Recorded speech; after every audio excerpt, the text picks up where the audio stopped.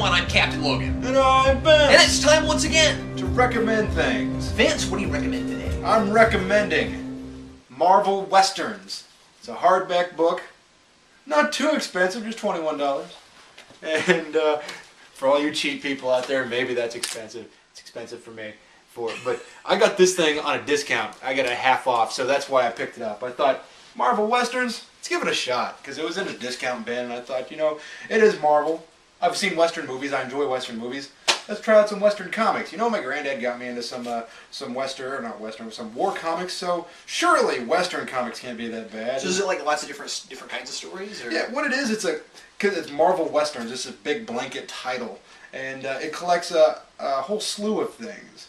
I mean, they have Kid Colt, they have Arizona Girl, Strange Westerns, Black Rider, the Two-Gun Kid. The two best ones in this thing, in my opinion, are the Black Rider and the Two-Gun Kid. And it has some old stuff, it has some new stuff. I mean, you can see right out the gates, some new stuff. And then they have some old stuff. I mean, I don't know. I can't really say that you're going to enjoy this if you love superhero comics. Because, there is a relation between superhero and Western stuff with the whole pronounced protagonist and antagonist thing. But I think it's worth a shot. I think if you're at all interested in seeing Western comics, this is a nice little selection. If you don't want to go out there and say, well, maybe I like the Rawhide Kid, maybe I don't. Maybe I want to read the Max series, which is nothing like the old comics, because it's Max. And at least I think it was a Max series. I could be wrong about that. But either way, it was very much so intended for adults, and the original stuff was more family friendly. And Vince, it's really interesting to me how well Westerns have thrived in comics.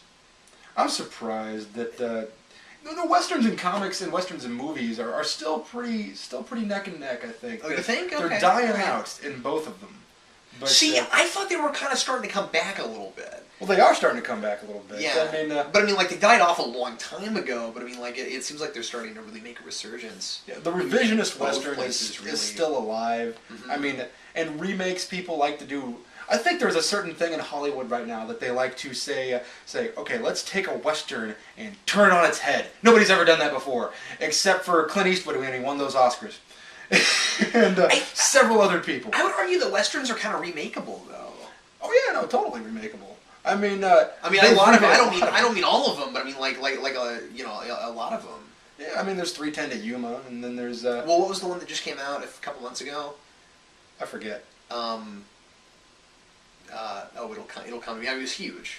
Well, there are still Westerns being made. Right. But in comic books, I think there is a certain amount of Westerns being made, and that's another point I'd like to make about this. Sure. It still works in the Marvel Universe. Like, you're going to have some supernatural things that happen in this. When we have movies like Jonah Hex come out, these things, there is still some interest in Westerns, and the reason I'm recommending this is so that you don't have to buy a big collection of one, or just read one thing. I mean, because you have a nice collection. Supernatural and, straight Western, revisionist Western, these type of things. By straight, I mean traditional. Anyway, what you got, Cap? Today I'm going to recommend some They Might Be Giants albums, Vince. Here are the 3 kids albums, and I wanted to kind of talk about all these together a little bit just because I didn't want to do them one at a time later on. What Cap's really trying to say is if you have kids, buy them for your kids and then enjoy them. Yeah, exactly. So as a lot of you probably know by now, because I've recommended They Might Be Giants on the program before, I think I talked about Gigantic months and months ago, the documentary. But and then Manos and I did a yearbook on them. So I know I bring up the Giants a lot, but it's my favorite rock band. So what are you gonna do? An official 3 times. I don't know. I don't think that's a lot. I think that's the rule of 3. Okay, all right. And here's 3 things right here. So ABC's is the best. This is the one that came out, and actually I could have brought No also. I didn't think about that. They Might Be Giants actually has 4 kids albums. And No was their first one, which they did on their own. And then, well, I think they did it. They did it, I think, maybe through a different studio than who they usually use. But then they got in with Disney Sound for ABCs, and it caught on and was really popular. It topped the kids chart. Believe it or not, there is a kids album chart, and it topped that. It was super popular, and so Disney kept commissioning them to do more of these. So then they did Here Come the 1, 2, 3s. Naturally, because if you're going to do letters, you got to do numbers, and then they did Here Comes Science. ABC's has some of my favorite kids tracks from them, and here's the thing you got to realize about the Giants. They're writing kids music for this stuff, but people argued for a long time that some of their stuff kind of sounded. Not like kid songs, but kid-friendly kind of music, and their stuff's really melodic a lot of the time. They write things that are kind of folk-songy. They write really upbeat rock songs and stuff like that. And they do a lot of really adult stuff, but these, if you like the earliest They Might Be Giants albums, if you like Lincoln, the Pink Album, and Flood, and albums like that, but especially the first two, the Pink Album and Lincoln, this has a lot of stuff on it that sounds more like what they were doing when they got started, and they're really kind of really melodic, and then just weird stuff. And No has a lot of that also. No, I kind of agree. It's very accessible to a general audience, not so much for kids. Like, you see a title that says kids, and you automatically think that it's going to be this like ridiculous, simplistic. Somebody's playing on a xylophone and telling your kid how to count, and super cutesy and that kind of thing. These have educational properties to them, but not every song is educational. You know what I'm talking about? The way they approach these, and again, I think they got progressively worse, but that's not saying they're bad, if that makes any sense. Science is still really listenable. They just did some things with it I didn't care for. And then 1, 2, 3s is weird because the first half is great and the second half is kind of lame. In my opinion, it's really bizarre.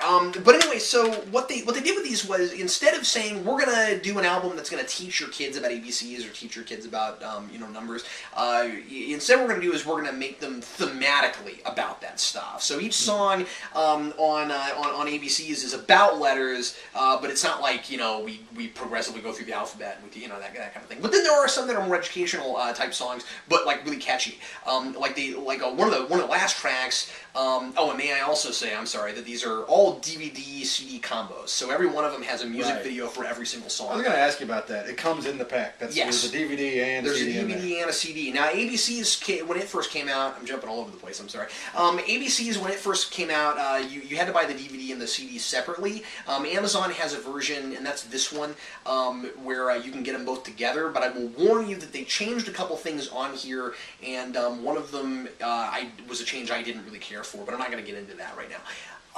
It was there's just a song they did a different video for that I didn't like. It was You Are an X, which had a really great animated video, and then they made a live action video that wasn't nearly as good. Anyway, I'm not an X. She didn't break up with me.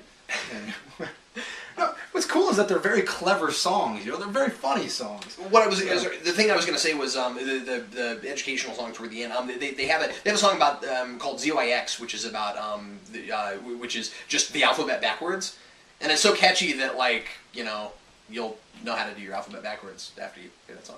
That kind of thing. So yeah, it's kind of neat. But anyway, Vince and I have watched these together. Vince, Sarah, and Jay have watched, or Vince, Sarah, and Cap have watched it together. It's okay, Vince. It's okay. I do go by different names in my real life. It turns out.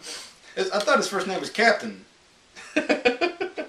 No, it's cool because on my book, my book is James Logan, so people know I have a first name. It's cool. That's true. I didn't think about that. It's true.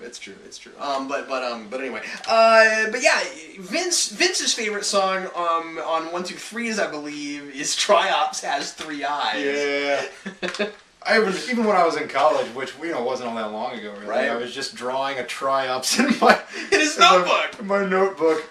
Before class started, I'm like, do I really care about early American literature? Triops Has 3 Eyes. The other thing that's really cool, of course, is that TMG fans have really embraced these, and the Giants. There are a couple songs in particular that they play at their adult shows. They're only 18 or 21-year-old and up can go to shows. That they're still playing some of the stuff off of this and rock crazy out on them. They'll sometimes open a concert with Alphabet of Nations, which is the first track on this, and sometimes they'll even they'll even come back out on stage after they've left the stage when they come back a second time, and they'll open back up with that, and they really rock out on it. It's just hilarious. Alphabet of Nations is one of their best songs in concert now. It's really crazy. It's quite funny. I may actually have that song, a live version of that song on the channel somewhere. I'm not sure. I recorded a few. The last time I went to one of their concerts, I recorded some stuff. But anyway, it'll be in one of our earliest videos. Yeah. It looks like there's people on stage and then there's people in an audience. Yep. That's what that's what it looks like. I actually I caught back here at Super Kid that way too. The song for Superhero 1. Yeah, so you can go see that live. Because Justin Roberts was at those anyway. But yeah, so that's all I wanted to say. But check those out. And if you only get one, I would say definitely start with ABCs. And check out, if you don't know They Might Be Giants at all, check out their earliest albums first. Listen to, or at least listen to Flood, because everybody likes Flood. So yeah. I gotta say that don't be afraid of kids stuff, and because stuff like Here Come the ABCs and Batman the Animated Series are what we need. Clever stuff for kids to consume. Yeah.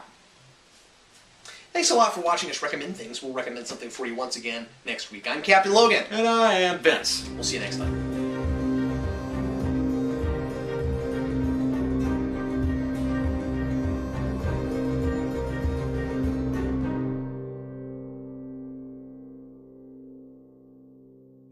That was good, Vince. Yeah. I have a first name, it turns out.